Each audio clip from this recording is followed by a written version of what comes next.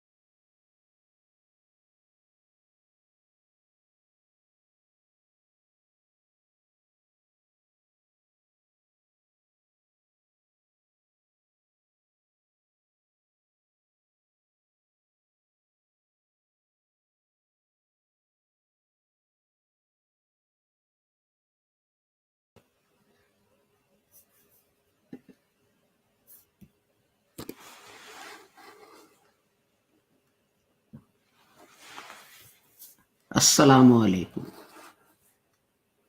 It is Tuesday, the 7th of February 2023, and in our broadcasts, Reflections on the Holy Quran, this is broadcast number 391. And these days we are looking at chapter 2, verse 107 of the Holy Quran. And this is the fifth broadcast in that series. These broadcasts are brought to you by LASER, Lahore Ahmadiyya School of Education in Religion, and this is a branch of the Ahmadiyya Anjuman-e-Islam, or the Ahmadiyya Association for the Propagation of Islam.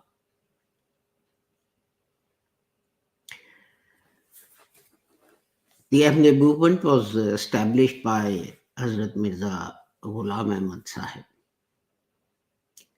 And he taught that although other people say that after the Holy Prophet Muhammad, the Prophet can come, this is incorrect, because the Holy Quran says that the Holy Prophet Muhammad Sallam was Khatamun Nabiyyin. And the Holy Prophet, in explaining that, said, Ana Khatamun Nabiyyin, La Nabi Abad. I am Khatamun Nabiyyin, there is no prophet after me. So now no prophet will come, not an old prophet, not a new prophet.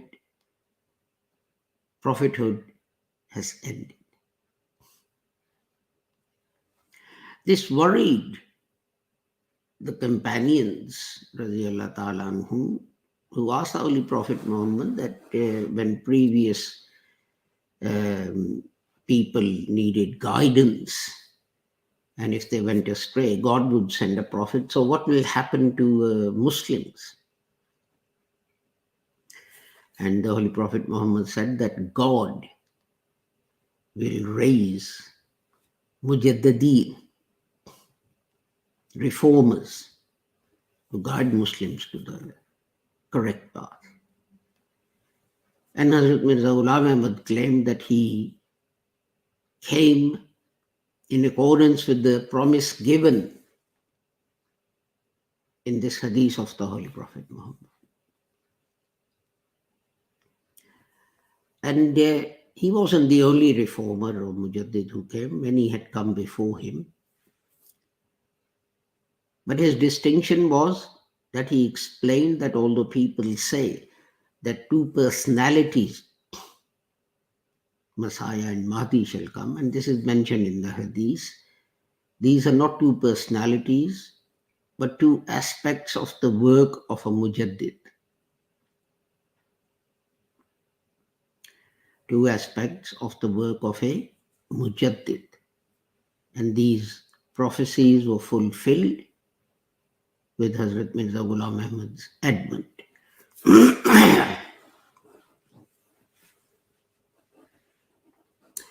And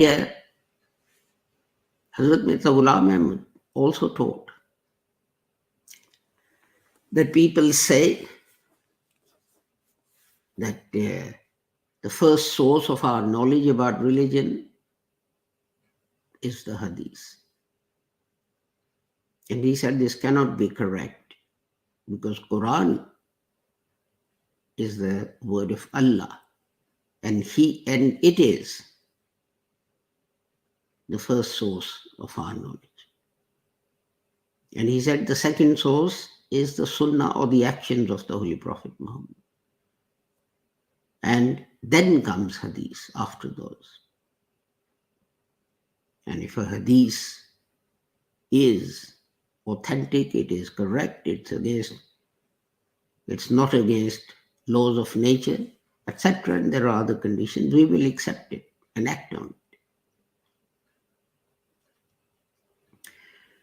And Hazrat Mirza Ghulam Ahmad Sahib Rahmatullah Alayhi taught that people say that some prophetic revelation is missing from the Holy Quran, such as Ayah Rajam. But Hazrat Sahib taught that no prophetic revelation has been missed out from the Holy Quran. Similarly, some people say that some verses of the Holy Quran have been abrogated. And Hazrat Mirza Ghulam Ahmad taught that no verse of the Holy Quran was, is, or ever shall be abrogated.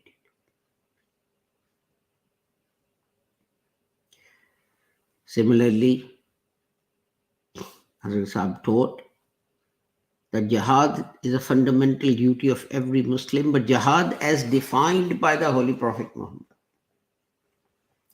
who, when returning from fighting, said Muslims are returning from the minor jihad to the major jihad, and went on to explain that the major jihad is jihad bin nafs, a struggle against your own soul.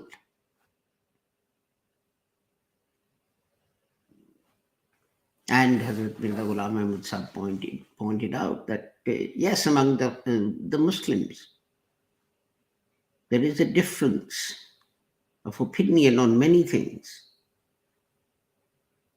But we should not hastily start calling each other kafir and heretic and out of the fold of Islam, because the Holy Prophet said that if one reciter of the kalima says to another reciter of the kalima that you're a heretic, you're a kafir, then it is the person saying it who goes out of the fold of Islam.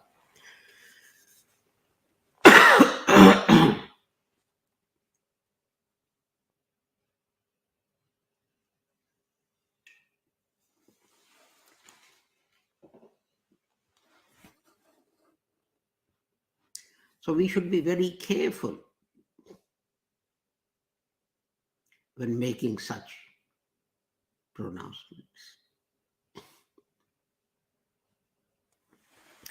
As I said, we are continuing with verse 107 of Al-Baqarah. So let me recite that so we can talk about that. Alam ta'alam anna Allah lahu mulku samawati wal ard wa ma lakum min dunillahi man waliyyun wala nadhir. And its English translation is, no, it's upside down.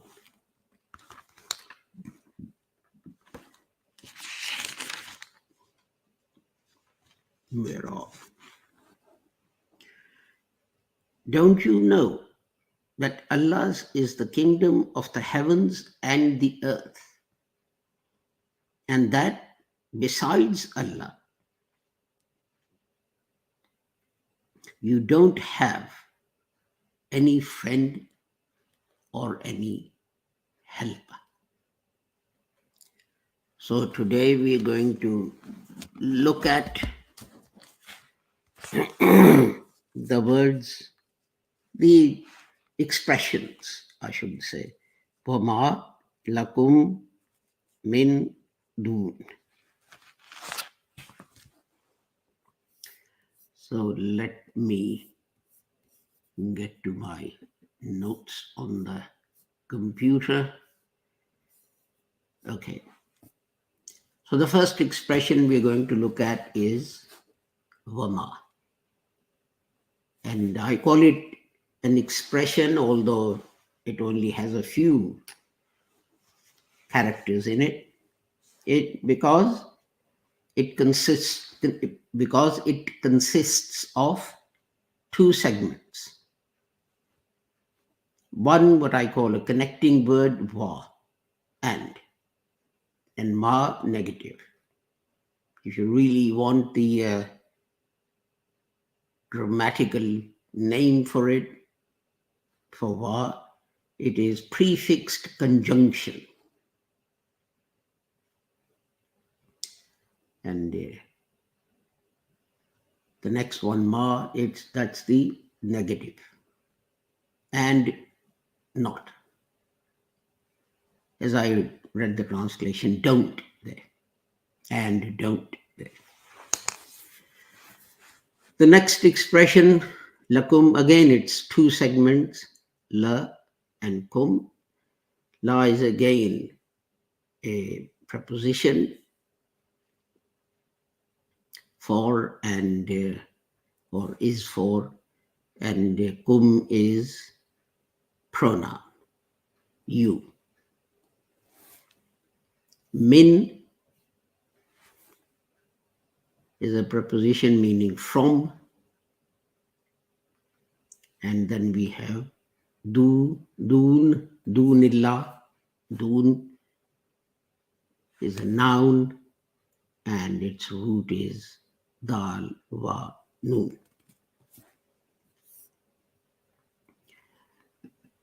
So, doon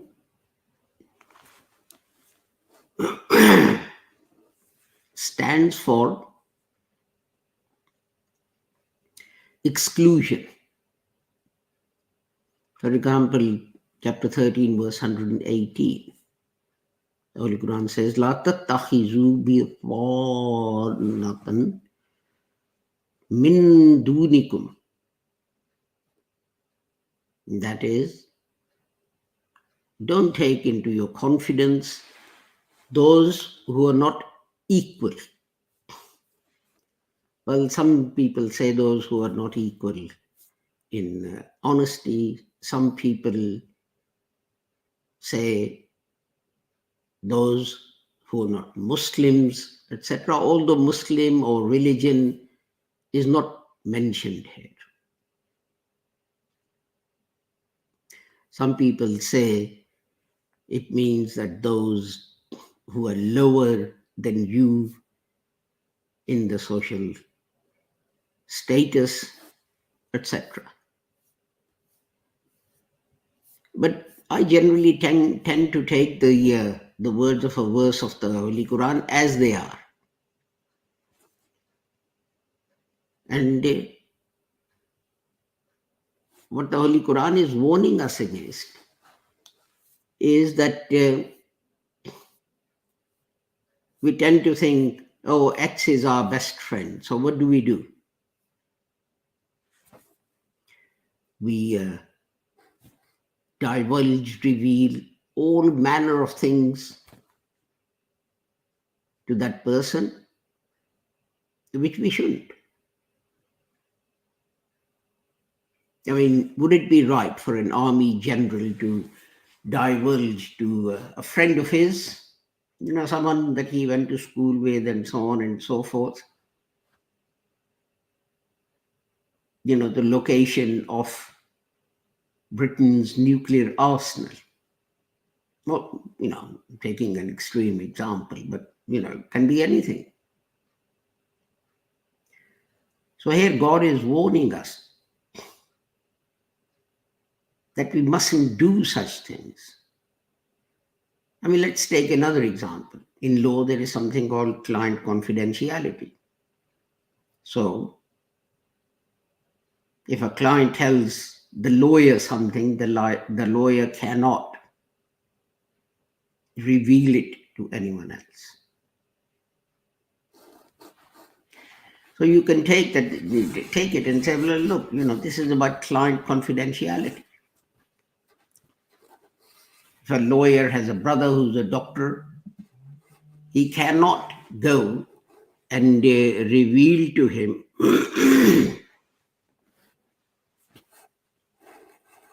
what his client has said. The same with the doctor. I mean, how would you feel if you went to your doctor and so on, and 3 days later your neighbor, who happened to go to school with the doctor, sees you in the street and he says, "Oh, very sorry, met your doctor for lunch, and he told me that, you've got this embarrassing sickness or whatever." So I would suggest that this means that don't divulge confidences to people who are, irrelevant, to people who've got nothing to do with that with that secret. People who do not need to know that secret.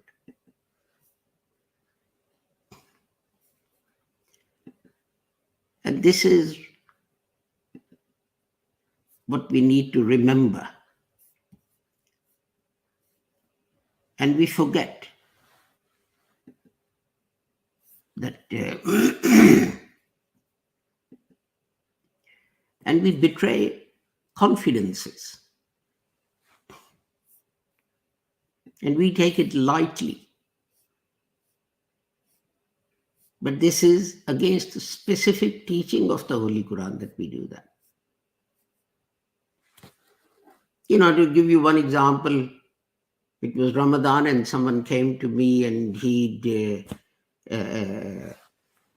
started a business with his brother, and he felt that the brother was not pulling his weight and all this kind of thing.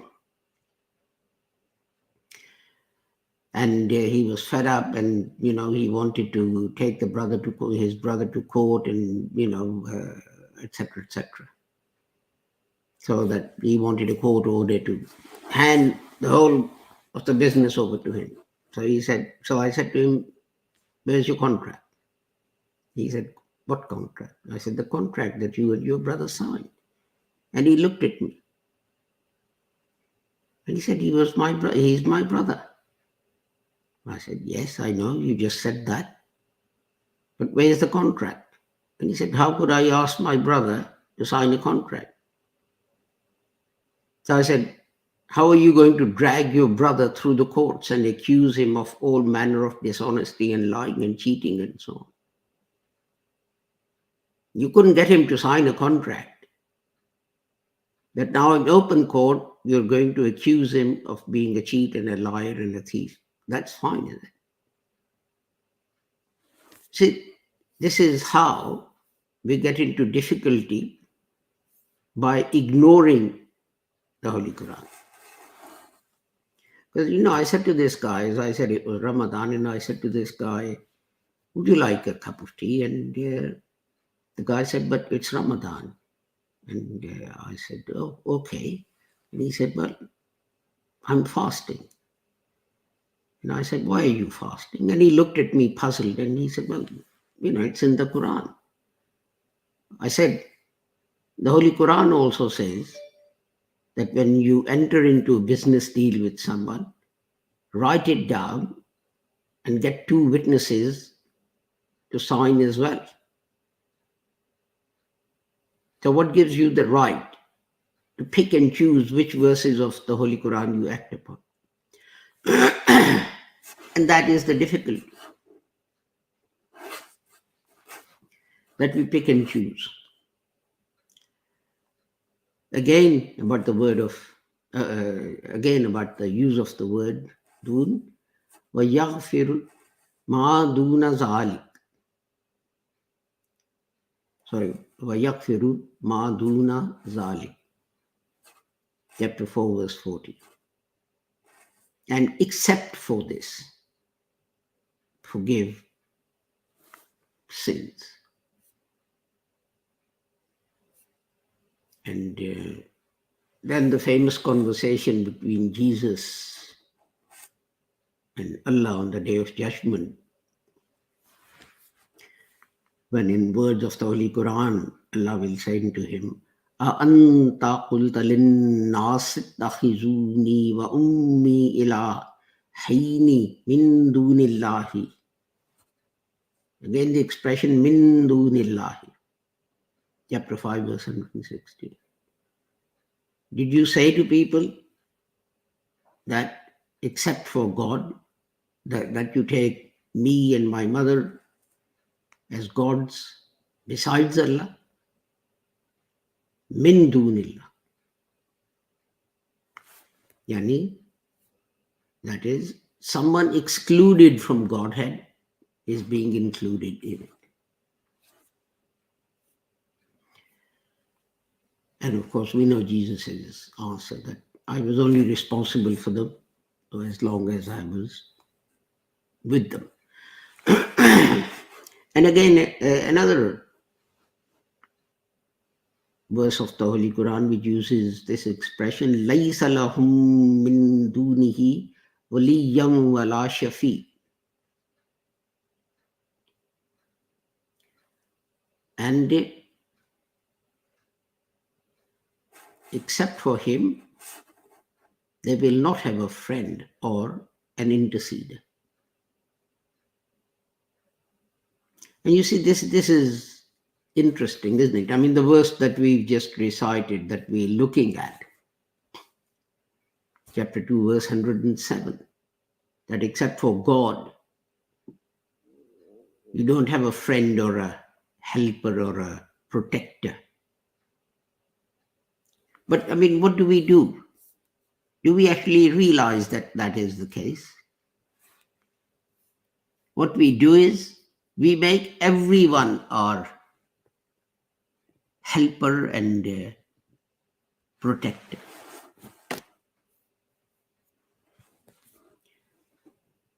If you're in Lahore and you go to what's called Data Sahib, that's where a very famous saint who did much for propagation of Islam in India, especially in the Punjab, is buried. Then you will see people, they're prostrating to that grave. They're standing there saying,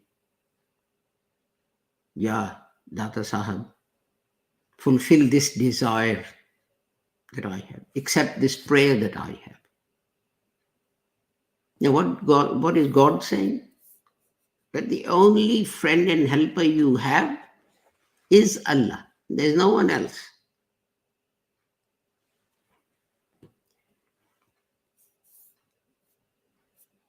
But, and again, in another place, chapter 6, verse 70, Min dunillahi ma la yanfa'una wa la yadurruna. Say, shall we call, say, except for Allah, shall we call upon such things that can neither benefit us nor harm us? And this is exactly what we do. that we call upon things like the example that I gave, that people call upon saints and so on,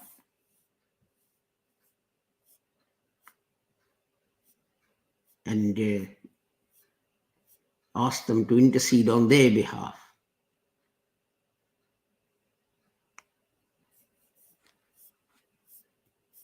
And it seems that, we don't sort of think that's in the slightest a strange thing to do.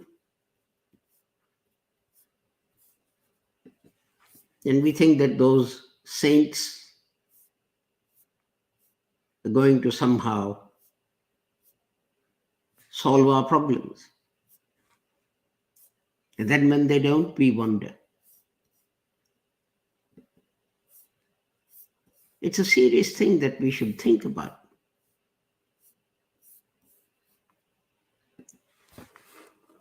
You see, it starts off as something small. And then it mushrooms into something bigger and bigger and bigger.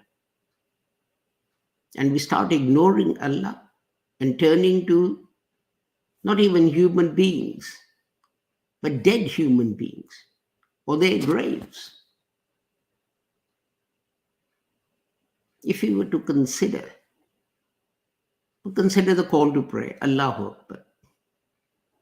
It starts with Allahu Akbar.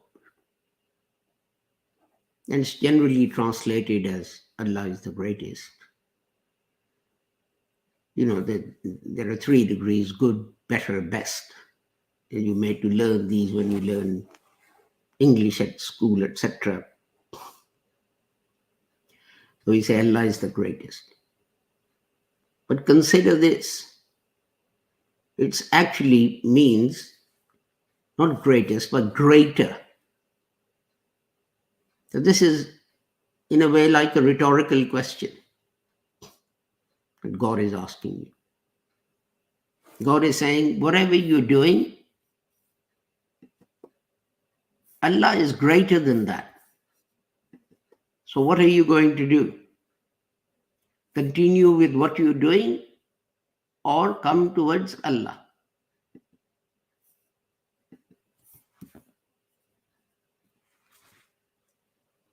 And this shows that we don't put any thought into understanding what our religion is trying to tell us. Here it is, 5 times a day, that we're told that whatever it is that we're doing, whether we are sleeping, whether we are teaching, whether we are entering into some kind of a deal, Allah is greater than that. And what do? We run to the mosque, splash a few drops of water on our face, and then we rush in and we perform our prayer as if it was an Olympic sport. And then we rush back to whatever it is we were doing. The question I ask is this: does our behavior show that we regard Allah as being the greatest? Or are we just paying lip service to these things?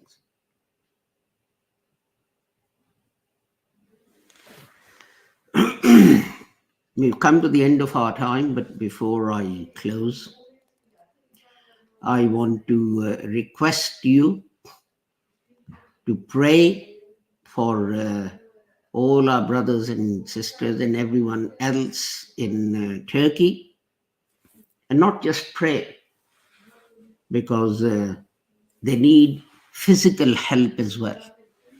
So I would request you to contribute in whatever way you can, whether it's large or small. Even if it's 10p, contribute something. collections have already started of warm clothing and blankets and all this kind of thing.